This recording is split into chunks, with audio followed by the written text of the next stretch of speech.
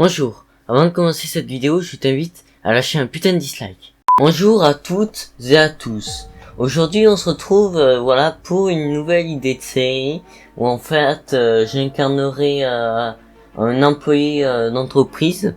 À chaque fois un patron que j'aurais imaginé me dira une tâche, par exemple de faire pour aujourd'hui par exemple une superposition d'images sur une vidéo.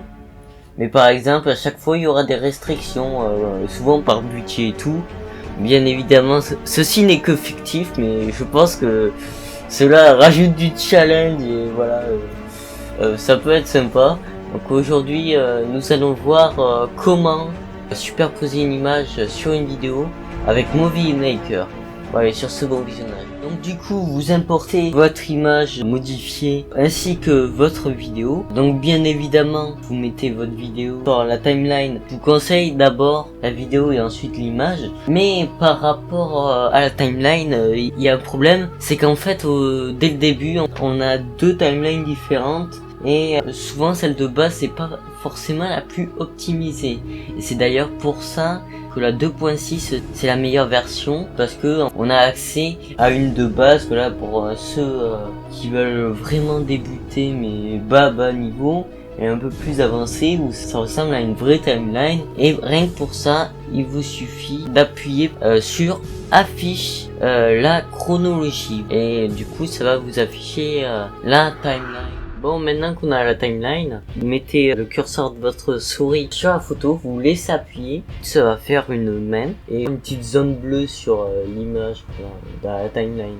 Et ensuite, vous essayez de glisser cette zone bleue vers la vidéo et ça va vous faire comme une droite, comme ça. Voilà, donc en fait, ça va être un peu comme une transition avec un fondu et tout. Voilà, je suis désolé, j'ai trouvé que ça, c'est impossible de faire une vraie superposition parce que ça va faire un effet de transparence et tout. Mais voilà, après, c'est à vous de gérer combien de temps ça va durer et tout, au début en allongeant l'image et tout.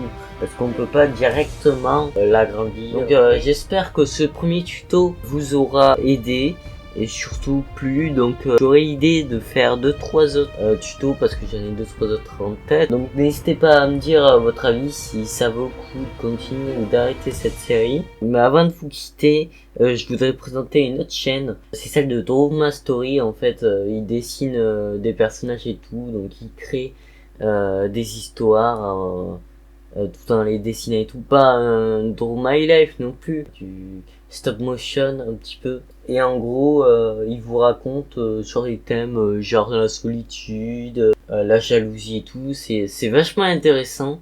Donc n'hésitez pas à aller voir et sur ce, je vous souhaite une bonne journée.